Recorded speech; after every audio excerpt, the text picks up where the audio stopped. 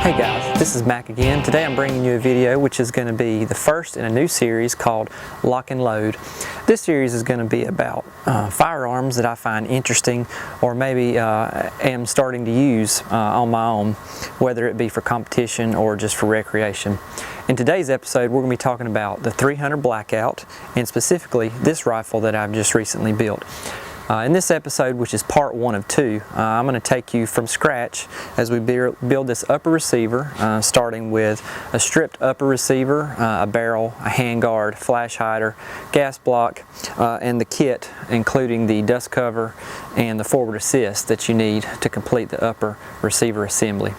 I have recently become sort of captivated by the 300 Blackout round. I think that it's a round that is starting to take hold. However, due to limitations with ammunition and it being really hard to find ammunition, I don't think that it's really exploded like it probably could in the near future. I think it has a couple of distinct advantages when you talk about 5.56 versus the 300 Blackout. The best feature about it that I think is that you can use almost every piece of equipment that you already own for your 5.56 rifle with 300 Blackout except for the barrel. So you can take a lower receiver like I have here. This is a lower that I use on several of my 5.56 uppers.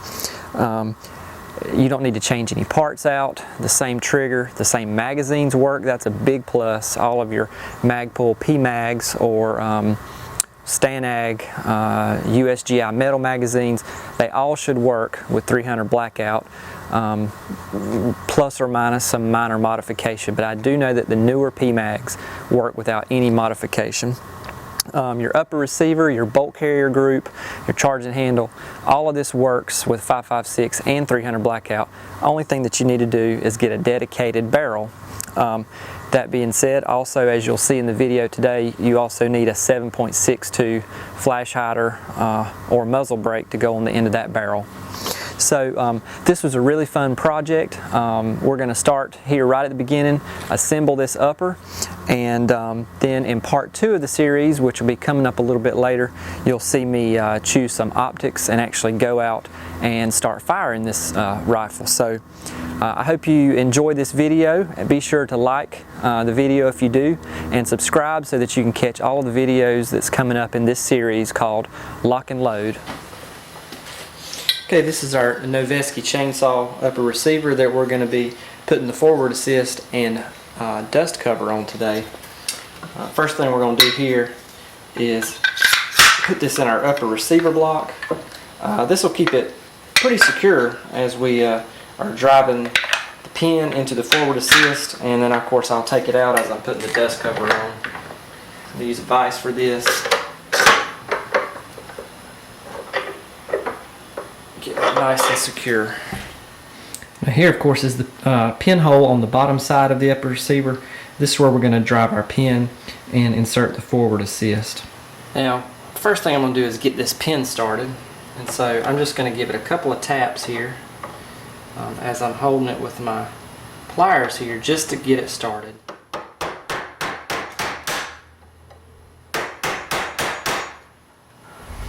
Now I'll just slide this little spring right over the forward assist, and you want to position the slanted portion of the forward assist toward the inside of the chamber, toward where the bolt would be. I'm going to temporarily put this in here, but I will need to hold it there because eventually I'll need to hold it in as I drive the pin in. And as you can see here, here's the tip. I usually use a smaller roll pin punch in the bottom to capture the forward assist while I drive the pin in from the top.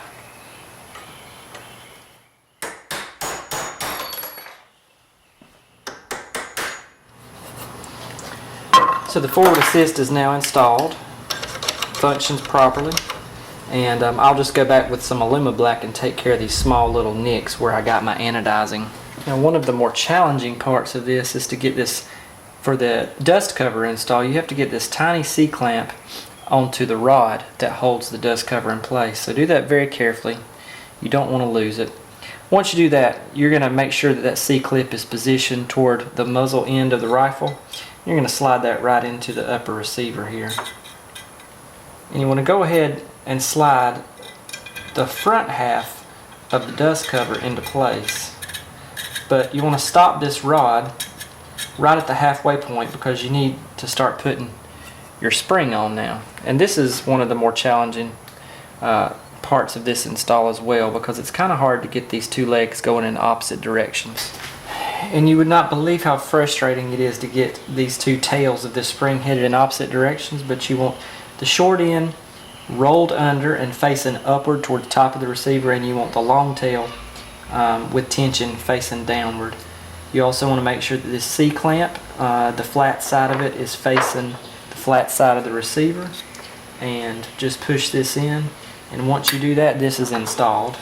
You can see it opens correctly, and it also captures correctly. Now just don't pull this guy out. The thing that actually keeps the rod for the dust cover against the receiver is actually the barrel. So this won't be properly and completely installed until you have your barrel extension on here to hold it in place. So it could possibly slide back out. Just be careful about that before you install your barrel. Now we got our upper and our vice block here, and we're going to go ahead and install the barrel. First thing I like to do here is just put a little bit of weapons grease on the threads to prevent any seizing in case we ever need to disassemble this barrel. Now I'll put these on the threads of the upper receiver, and I'll also put it on the barrel extension just to make sure that I can take this apart one day if I need to. Now for our barrel here, this is a 10.5 inch stainless steel barrel by RAINIER. I have a couple of RAINIER barrels. I really like them. They're very accurate. They're very high quality. This is in 300 Blackout and has a pistol length gas system.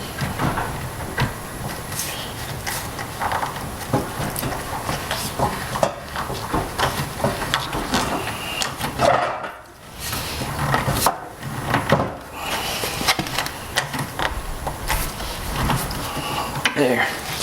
So now that barrel is seated nice into the upper receiver, and we're going to be ready now to put our gas block and our handguard system on, as well as our flash hider.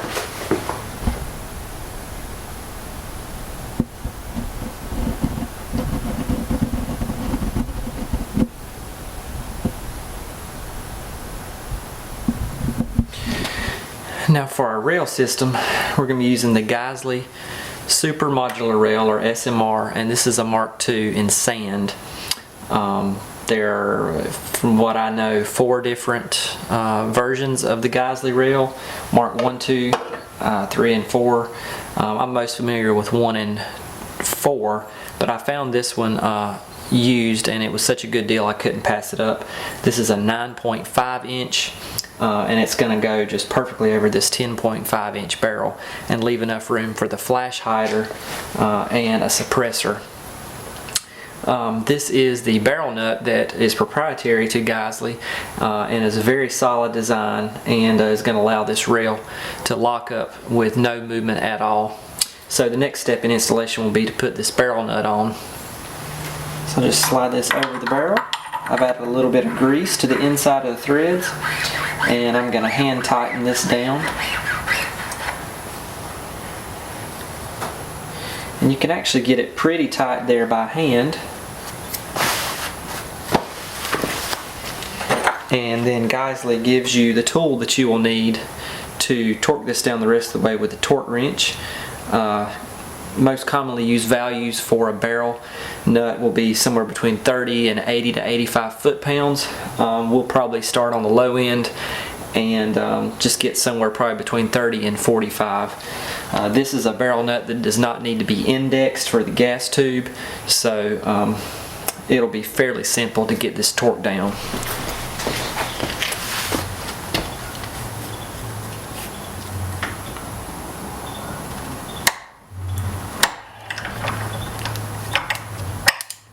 And that is installed. Now for the gas block, I'm going with a low profile screw-in design. I've turned my receiver block upside down now. One of the great things about these RAINIER barrels is that they dimple the barrel for you under the gas block. So that's going to make it really, really easy to index this low profile gas block. So I just want to get a quick test fit on this just to see how it's going to mate up. Make sure there's no imperfections on the inside of the gas block. This is a 0.75 diameter, inside diameter gas block, low profile. It's going to fit under pretty much any modular rail for a free floating design. That's going to fit pretty nicely right there. So now I'll grab my gas tube and I will sort of temporarily cinch down these bolts, install my gas tube before I come back for final assembly and Loctite the bottom of these nuts. Okay, now that I've got my gas block and gas tube installed, I'm gonna go ahead and test fit this into the upper.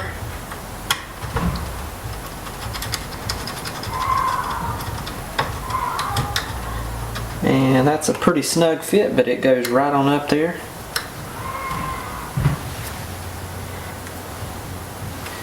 And once again, I will lightly cinch down these bottom bolts here before I flip the upper over and just visually inspect everything, make sure everything lines up.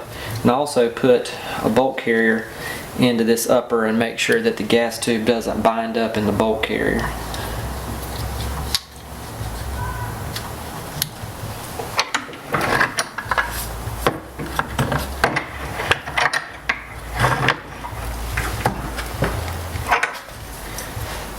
And everything there looks pretty good.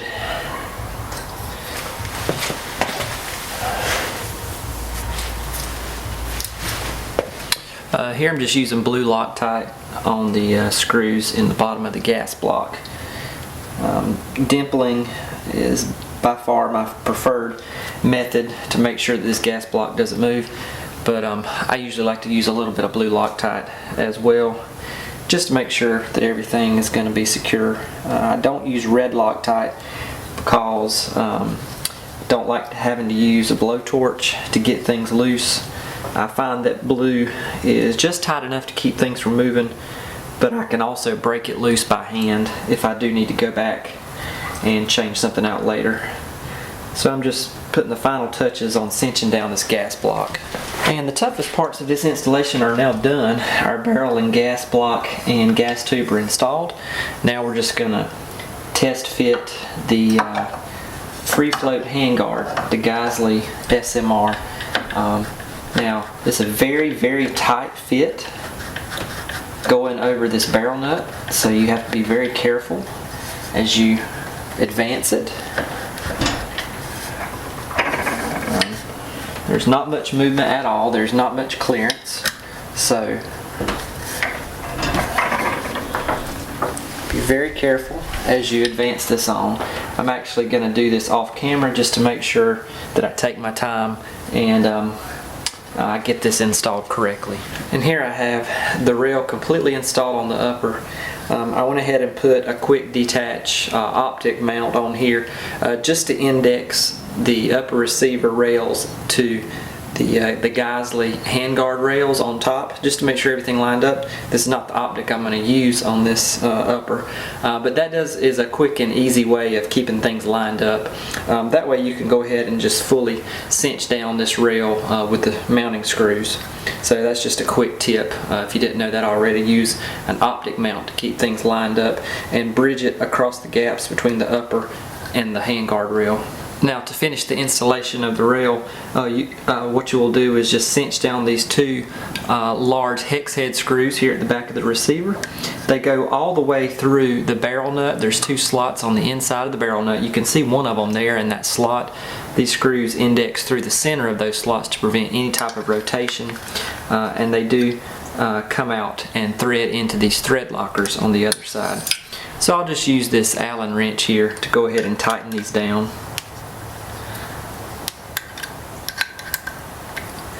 after I'm done tightening these down, the anti-rotation screws here will just cinch up against the sides of the upper receiver to prevent any rotation. And then this row will be completely installed. Okay, the very last thing to install is this AAC muzzle brake. This is a muzzle brake, and I've chosen it because I'm going to be using this with a suppressor. So this is the 51 tooth, and it's a 5/8 inch 24 thread, specifically for 7.62 caliber rifles. Now this is what I've spent most of my time sitting here trying to figure out, is which shims to use to get it indexed correctly. With the brake, you have to have the ports, you have to have them indexed horizontally. So I've been sitting here using a combination of these colored shims trying to get this thing indexed correctly, and I finally settled on a combination of the red and yellow shims. And this is allows me to hand tighten it to just about 11 o'clock, and then I'm going to take my wrench and push it on the rest of the 1 degree here.